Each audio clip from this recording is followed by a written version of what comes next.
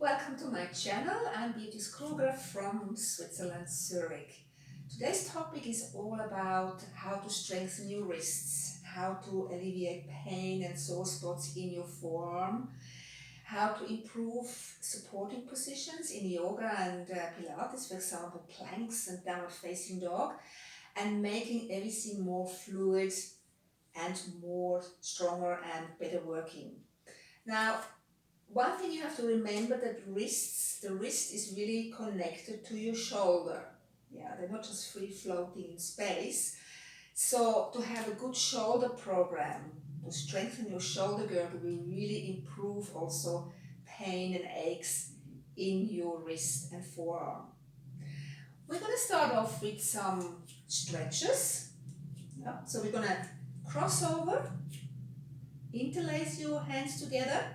And now I'm going to pull with my upper arm, pulling on the lower arm, yes, and then pulling it the opposite way. You do it this way gently, yeah, a few times. If you want to, you can also change position, if that's more comfortable. Pulling, I hope you can see what I'm doing, for a nice stretch. That's it. Then we're going to wring out our wrists by lifting the arms back and turning the fingers towards the sides. So you're getting a really nice stretch in your lower arm. The higher you lift it, the more you twist it, the more you can feel it. And then you come back. Now we're going to place thumb and index finger. Do the same exercise. Wring it out. And then next finger, middle finger, thumb. Squeeze those muscles.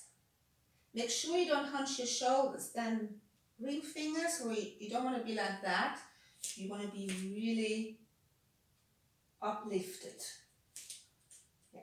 Perhaps you feel different sensations by placing thumb and finger together different. For example, now I've got my little finger, feeling it quite differently. That's it. Then you want to shake. By the way, shaking is a good thing to release tension. Yeah. Now we want to further increase your wrist's flexibility. If you're not comfortable on the floor, you can do these exercises on the wall. Yeah, if you feel this is a little bit too much pressure, make sure that you're placing your wrists just below your shoulder. I'm going to start off by just stretching the arm, feeling, changing the position of the hand. Yeah, make sure your arm is straight. This is a really good one, especially for tennis elbow.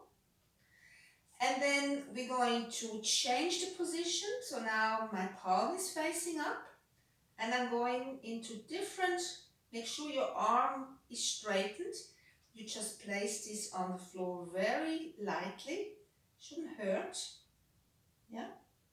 And of course, you repeat this on the other side. So you're going to explore all the different positions of your wrist. Yeah. And then turn the palm up. Make sure your arm is straight, not too much pressure, just very lightly. And last one like that. That's it. This will give you increased flexibility in your wrists.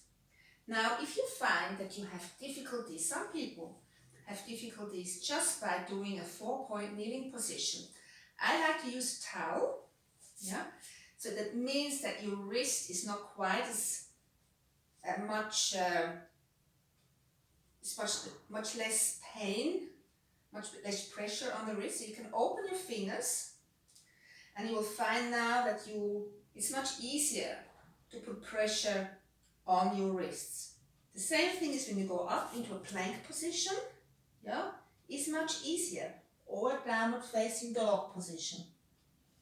So this is a bit of a help if you find it really uncomfortable, there's too much pressure, too much of an uncomfortable feeling in your wrists. Great. Now, on how to strengthen your wrists. You can actually, I'm just going to take this box, but you can sit on a chair. I'm having here a toning ball, which is easier to hold, but you can also use a weight. Yeah? Make sure you don't drop the weight on your foot, that's really important. So you're just going to drop down this all the way, yeah, and then pull it up. It's almost like you're going to drop it, but you won't, and then lift. Keep smiling. All the way, yeah, and up. You repeat this about, I don't know, 8 to 12 times, and then you turn it around, and you're going to lift the weight up like that. In the beginning, you might want to do this without a weight, just to use those muscles a bit more passively. Yeah, and you can explore different angles with this. This is about 900 grams. That's it. Great. Now, we're getting on. I'm using this now like a table. You can do it on a table. A very good way to trigger forearm is to place your hand down. You're going to use your elbow of the other arm, and you can just rake all the way down.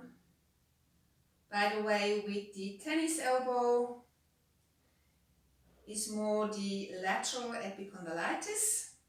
Yeah. And you can use this. You can also go the other way. Yeah.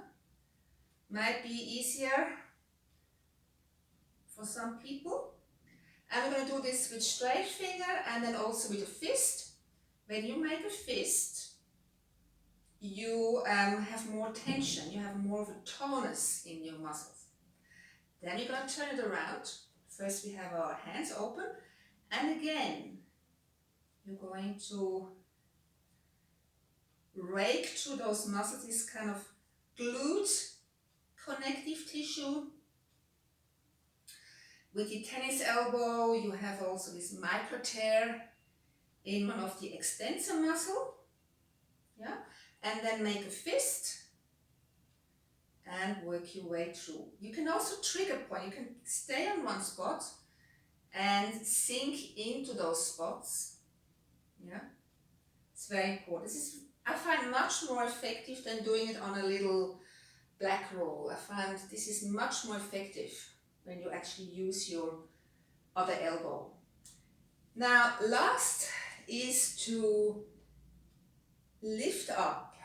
If you have a sore spot in your wrist, you can lift up the skin, shake it, yeah, and then twist.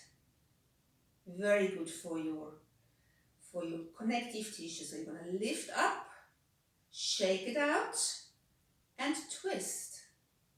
Yeah, let's try this. So shake and twist. Great. And afterwards, go back to your supporting position to compare how it felt before, yeah, and the way it feels afterwards, after you've done all these lovely trigger points and mobilization exercises. Well, thanks for joining me. If you like my program, I would love you to subscribe, and I'll see you again soon with more